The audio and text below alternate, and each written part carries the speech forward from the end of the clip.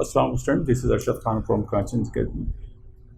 आज हम business studies O level का पास पेपर मई जून 2021 का क्वेश्चन नंबर 4 करेंगे। 1 से लेकर 3 तक ऑलरेडी हम कर चुके हैं, तो चलें स्टार्ट करते हैं हम question number 4। Raul owns a small farm that grows oranges. His farm is based in country Z. Like all primary sector activities, farming creates external cost and external benefits. Raul sells 600 tons of his oranges direct to a drinks manufacturer in country E. The government of country E planned to introduce either import tariff or quotas. Raul said this might help countries E's government achieve one of its economic objectives, but how will it affect companies that export to country? Rahul का एक small form है जो country Z में वो रहता है, और वो एक जो है एक प्राइमरी सेक्टर में एक्टिविटी कर रहे हैं, फार्मिंग है, और उसके बाद वो तकरीबन 600 टन के करीब जो ऑरेंजेस जो प्रोड्यूस करके एक ऑरेंज कंट्री ई में एक कंपनी है जो कि कोल्ड ड्रिंक बनाती है या सॉफ्ट ड्रिंक है, उनको वो एक्सपोर्ट करती है। अच्छा, कंट्री ई जो है अब की गवर्नमेंट वो सोच रही है कि हम इंपोर्ट टैरिफ लगाएं ताकि जो भी है कि यानी इंपोर्ट पे हम कम करें या इंपोर्ट्स को हम मिनिमाइज़ करें या डिस्करेज करें। अच्छा, इससे तो कंपनी ई पे तो फ़ायदा होगा, मगर इससे ज़ाहिर है जो लोग एक्सपोर्ट कर रहे हैं, जो कंट्री जेड से लोग एक्सपोर्ट कर रहे हैं, उनको थोड़ा सा मुश्किल होगी। तो चलें हम इसको सवाल देखते हैं। पहला सवाल है 4A, डिफाइन प्राइमरी सेक्टर। बहुत ही आसान है, ये 2 नंबर का सवाल है। ये तो प्राइमरी सेक्टर क्या है? Extracts and uses the natural resources of the earth to produce raw materials use by other businesses और the sector other that generates other products. ठीक है जी। तो ये प्राइमरी सेक्टर होता है, जिसमें अगर हम आप देखें तो फार्मिंग है, माइनिंग है, कोल माइनिंग है, और ये सब तमाम चीज़ें जो हैं, फॉस्टरिंग है, यानी जो अगर आप बागात लगा रहे थे, ये जंगलात है, ये सब सारी की सारी इंडस्ट्री जो है प्राइमरी सेक्टर में आती है, क्योंकि ये सारे नेचुरल रिसोर्सेज पे ये लोग काम कर रहे थे। बी है आइडेंटिफाई 2 गवर्नमेंट ऑब्जेक्टिव्स। ये इसमें हमें गवर्नमेंट के क्या ऑब्जेक्टिव्स होते हैं वो हमें बताना है। ज़ाहिर गवर्नमेंट के बहुत सारे ऑब्जेक्टिव होते हैं, इसमें से 2 ऑब्जेक्टिव अगर हम देखें तो सबसे पहला ऑब्जेक्टिव ये होता है कि गवर्नमेंट ही चाहती है कि अपने मुल्क में कम से कम अनएम्प्लॉयमेंट हो और ज़्यादा से ज़्यादा एम्प्लॉयमेंट हो। ठीक है, या तो लोअर अनएम्प्लॉयमेंट और फुल एम्प्लॉयमेंट और हायर लेवल ऑफ एम्प्लॉयमेंट, या तो कम से कम अनएम्प्लॉयमेंट हो और बहुत ज़्यादा एम्प्लॉयमेंट हो, या फुल एम्प्लॉयमेंट होती है। यानी इस असल ऑब्जेक्टिव ये तो ज़ाहिर मुल्क में अगर लोग रोज़गार मिलेगा तो लोग उसी तरह से स्टैंडर्ड ऑफ लिविंग गुजरेगी, और उस हिसाब से उस मुल्क में और उस इलाके में पूरी खुशहाली आएगी, और जिसका कि असर तमाम लोगों पे होगा। तो सबसे पहला इम्पॉर्टेंट ऑब्जेक्टिव होता है कि एम्प्लॉयमेंट लोगों को ज़्यादा से ज़्यादा देना है और कम से कम अनएम्प्लॉयमेंट होना चाहिए। नंबर 2 ऑब्जेक्टिव का economic growth, increase in GDP और इम्प्रूव स्टैंडर्ड्स ऑफ लिविंग। दूसरा एक और बहुत बड़ा ऑब्जेक्टिव होता है हर कंपनी, हर मुल्क का, कि वो इकोनॉमिक ग्रोथ मिले इस मुल्क को, उसकी GDP इंक्रीज़ और इम्प्रूव स्टैंडर्ड ऑफ लिविंग, लोगों का स्टैंडर्ड ऑफ लिविंग बढ़े। और GDP का क्या मतलब? ग्रॉस डोमेस्टिक प्रोडक्ट, यानी वो मुल्क जो है कितना प्रोडक्ट प्रोड्यूस कर रही है, ये सर्विसेज प्रोड्यूस कर रही है, कितनी इकोनॉमिक एक्टिविटी कर रही है। तो जितनी इकोनॉमिक एक्टिविटी होगी, जितना GDP बढ़ेगा, तो उससे क्या होगा, लोगों के स्टैंडर्ड ऑफ लिविंग बनेगा, क्योंकि वहाँ इकोनॉमिक एक्टिविटी होगी, लोगों को एम्प्लॉयमेंट मिलेगा। तो ये पूरा का पूरा उस मुल्क पे डायरेक्ट इम्पैक्ट करेगा। तो ये और भी बहुत सारे गवर्नमेंट के ऑब्जेक्टिव होते हैं, मगर इकोनॉमिक ऑब्जेक्टिव में ये 2 बहुत बड़े ऑब्जेक्टिव्स हैं। ठीक है। CA, outline 1 external benefits and 1 external cost that all business activity might creates। ठीक है, एक्सटर्नल बेनिफिट का मतलब ये कि वो कौन सी बेनिफिट जो हम जो ये एक्टिविटी कर रहे हैं तो उससे हमें मिल रहा है। उसमें ये कि क्या होता है, जॉब क्रिएट्स होता है, आप टैक्स पे कर रहे होते हो, और बहुत सारी एक्टिविटी होती है। एक्सटर्नल बेनिफिट ये कि ज़ाहिर राहुल ने उनका पूरा फॉर्म चल रहा है, तो फॉर्म में पूरी एक एक्टिविटी हो रही, 600 टन वो जो है ऑरेंजेस वो एक्सपोर्ट कर रहे हैं, पूरा एक फॉर्म चला। तो उस फॉर्म को मेंटेन करना, वहाँ पे तमाम ऑरेंजेस को पैक करना, उसकी सफाई करना, उसका ख्याल करना, और ये तमाम चीज़ों को अरेंज करना। तो ये सारी के सारी पूरी एक एक्टिविटी है, और इन तमाम एक्टिविटी करने के लिए आपको काफ़ी सारे लोगों की ज़रूरत होती है। तो ये सब सारे एक्टिविटी से क्या होगा, जॉब क्रिएट होगा। तो एक एक्सटर्नल बेनिफिट तो ये है कि आप जो भी एक्टिविटी कर रहे हैं उससे आप जो है अपने मुल्क को, उस इलाके में जॉब क्रिएट कर रहे हैं। फिर दूसरा ये कि जो भी आप एक्सपोर्ट कर रहे होते हैं, आप लोगों को सैलरी दे रहे होते हैं या जो भी एक्टिविटी हो रही है, तो उसके अंदर आप टैक्स भी गवर्नमेंट को पे कर रहे होते हो। तो ये एक ये बेनिफिट हो गया। तो ये एक्सटर्नल बेनिफिट जो है राहुल की एक्टिविटी से ये एक्सटर्नल बेनिफिट होगा। एक्सटर्नल कॉस्ट क्या होगा? एक्सटर्नल कॉस्ट यानी वो कॉस्ट जो कि आप अगर कोई एक्टिविटी करते हैं तो आपके मुल्क, कौम या माशरे को या उस इलाके में जो समझ लें इम्पैक्ट पड़ता है, वो उसको हम एक्सटर्नल कॉस्ट कहते हैं। मिसाल के तौर पे एक्सटर्नल कॉस्ट क्या होगा? Loss of space, land use to produce 600 tons, और पोल्यूशन है, कंजेशन है caused by exporting.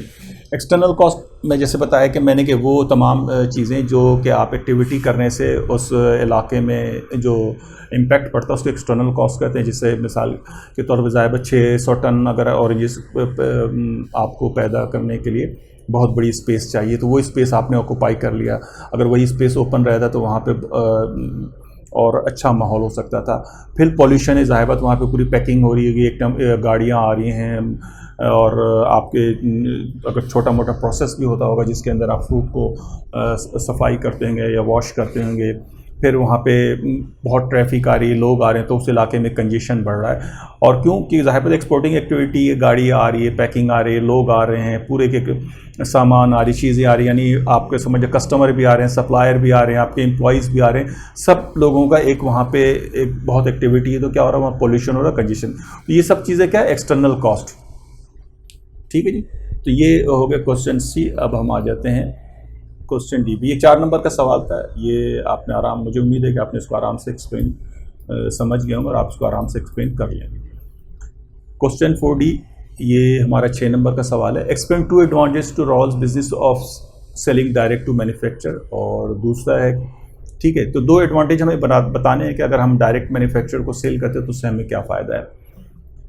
Advantage number 1, no need for intermediates, middle man, increasing profit margin for the firm. Intermediates कौन से होते हैं? इंटरमीडिएट्स वो इदारे, वो लोग होते हैं कि जो कि आपका सामान या आपकी चीज़ें लेके आगे डायरेक्ट जो है कस्टमर तक लेकर जाते हैं, पहुंचाते हैं, तो वो इनको इंटरमीडिएट्स कहते हैं। इसी तरह से मिडिल मैन वो लोग होते हैं जो आपका सामान डायरेक्ट परचेज़ करके मार्केट में लेके जाते हैं, जो होलसेलर हैं या रिटेलर हैं, उनको वो फ़रोख्त कर रहे होते हैं, वो डायरेक्ट कंज्यूमर को नहीं फ़रोख्त कर रहे होते हैं।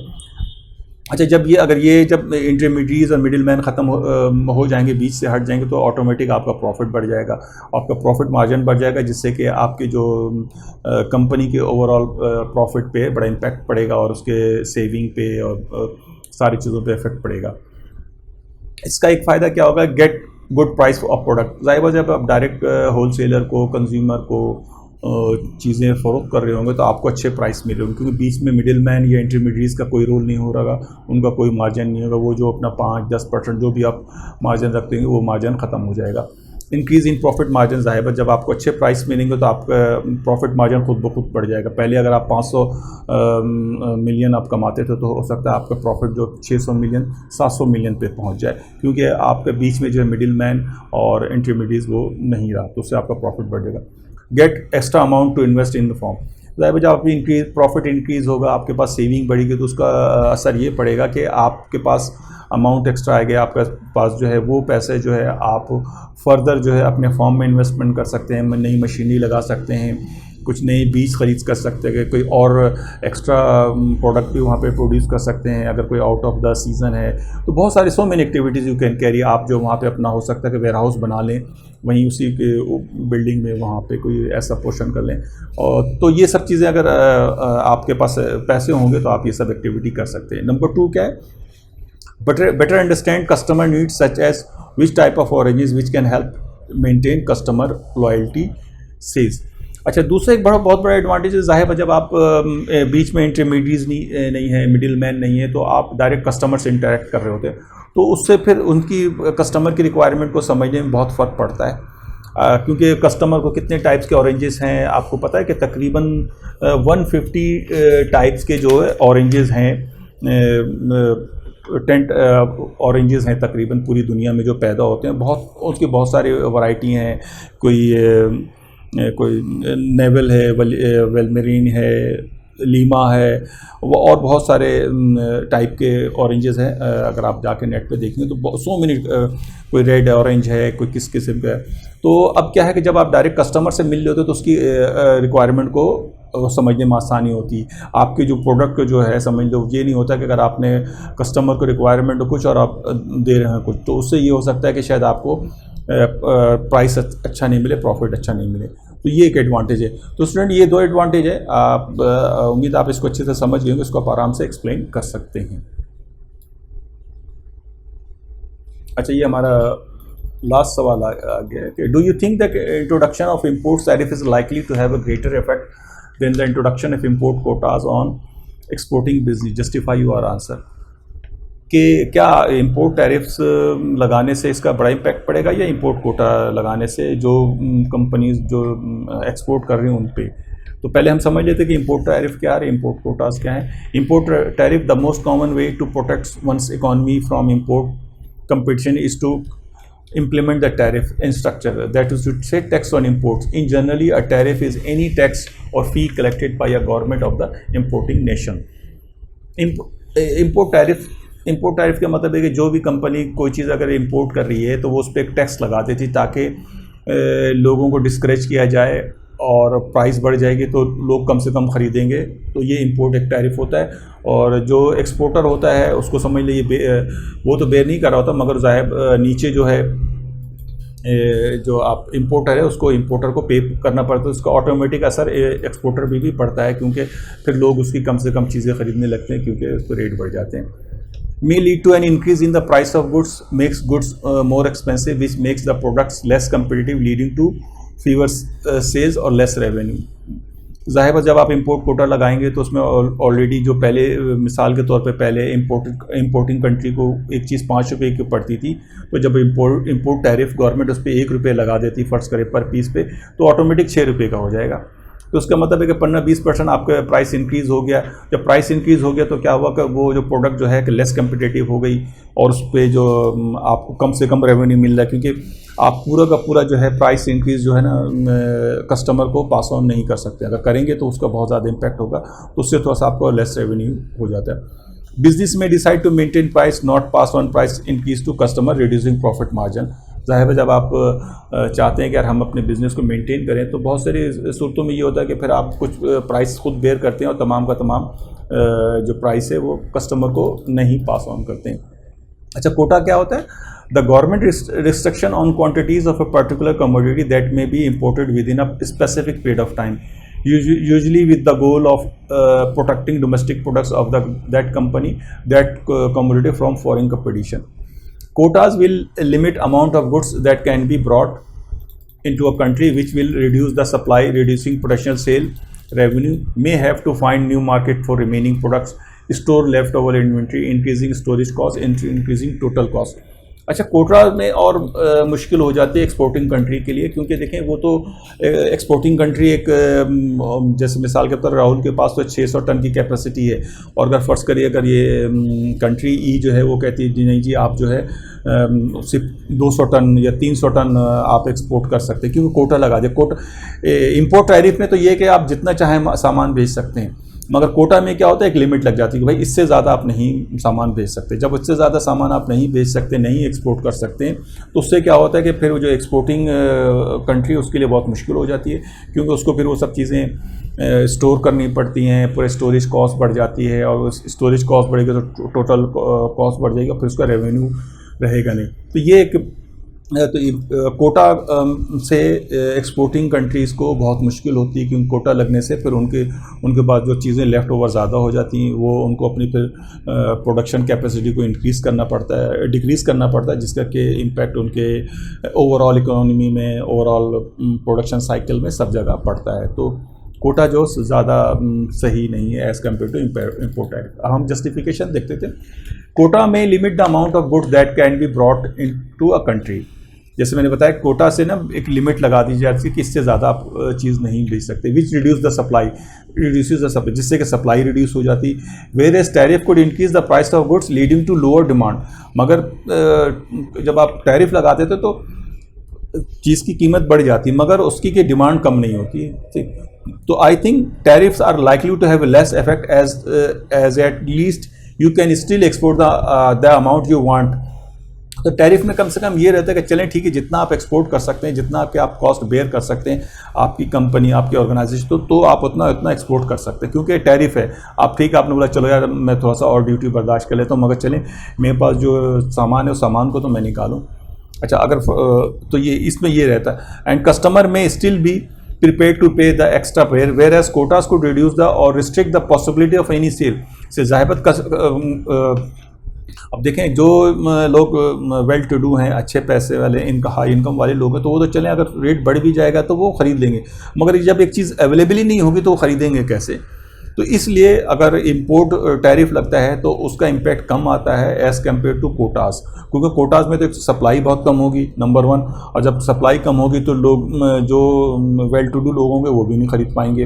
और फिर दूसरा ये कि जो एक्सपोर्टिंग कंट्री है उसके लिए बहुत मुश्किल हो जाएगा, जो लेफ़्ट ओवर चीज़ें हैं उसको वो कहाँ पे फ़रोख्त करे या कहाँ पे एडजस्ट करे।